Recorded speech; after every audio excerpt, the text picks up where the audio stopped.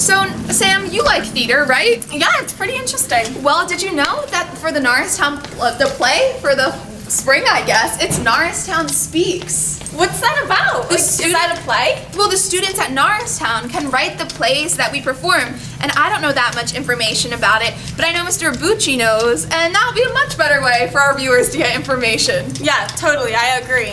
So let's go check out that interview with Mr. Bucci. Hi, I'm Adriana Wright, here with Mr. Bucci to talk about Norristown Speaks. Hi, how are you today? Hi, Adriana. I'm great, thanks. Okay. Can you explain to me what Norristown Speaks is? Sure. Well, it started with our partnership with Philadelphia Young Playwrights. They do a festival called Young Voices. The Young Voices Monologue Festival includes visits from professional teaching artists who help your classes develop a monologue, or in my case, our case, one monologue per student, and a professional actor and teaching artist comes and works with the students, does workshops, and gives feedback. And it occurred to me that the work they were producing was so great this year that we really wanted to honor it by putting it on stage in a way we don't normally get the chance to do. So Norristown Speaks is a collection of the monologues written by my acting students, and we're also going to include some short plays that my academic and technical theater students wrote. Their first actual typed playwriting experience are these 3 to 4 pages. So we get to show some experiments in theater, and we get to celebrate some really well-crafted monologues from my acting students. So why are you doing this instead of a play or a musical? I think there's a lot of benefits to doing something like this. First off, it encourages a look at our community, our students, our voices. I think sharing original theater really brings people together. It lets people be heard, and we all know everyone has a story to tell. It's also a really flexible structure in terms of rehearsals because all the pieces are so individual and short. It's easier to become a part of it. Normally I tell students that they need 3 or 4 days per week to commit to a drama club production, and that's not the case in this instance. With 1 or 2 days a week, students do a lot of work on their own time, memorizing and preparing, and then we check in and workshop and direct and move them and make these monologues ready for the stage. For someone that may not know what a monologue is, can you please explain that to me? Sure. A monologue is just one person speaking.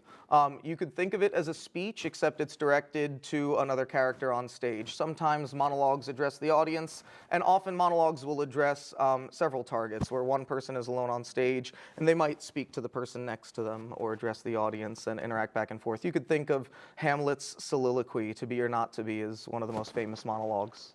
Are they original pieces that the students write, or does someone else write them for them? Yes, students all started from their own idea or from like a simple writing prompt that might just be like a sentence starter. And the direction I gave them was that they had to fill the page, single-spaced, Arial 11. And so these become about 4-minute monologues. Fill the page or spill over. And then I help them give the monologue shape and direction, right? We say that a monologue has to have high stakes. It has to have urgency, and there needs to be a reason that the character's speaking today. And so we give all sorts of feedback to develop the shape and the quality of the monologues and bring them from an original idea into a piece that really says something. Are the submissions only from your acting students, or can anyone submit? I'm primarily drawing on submissions from my acting students. If anyone has a piece that they think is ready for the stage, I'd be happy to consider it. It's always exciting to share. I might even start knocking on the doors of some of my old students, because we've been writing monologues in plays for a couple of years now, and there's some stuff from the past that really deserves to be showcased as well. So if someone's interested, they should come see me. If someone wants to write something, do they have to perform it or just write it? In fact, none of our monologues are going to be read by the students who wrote them. I think it's important for the writer to get that experience as an audience member. Any other requirements? No, the monologues are, about 3, 4, 5 minutes each. And then, like I said, we'll also have some short plays. They're 3 or 4 pages. And the show will be about an hour, hour and a half when it's all said and done. But right now, we're focused on auditions and getting kids out to read these monologues and get ready to start memorizing them on their winter break. So when and where are these auditions? It's an audition, it's a meeting. I wouldn't think of it as an audition. I'm going to ask students to read from some of the pieces that we have available and just get a sense for what they can do best. And you attend the meeting, and we'll be after school on Monday in my room, 322, from 2:30 to about 4 o'clock. And you can attend all or part of the meeting, and if you can't attend the meeting, you can just come see me, and we'll find a way to involve you. Is there anything else you'd like to add?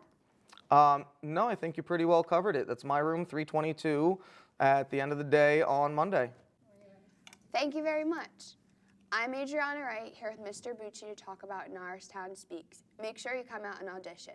Back to our host.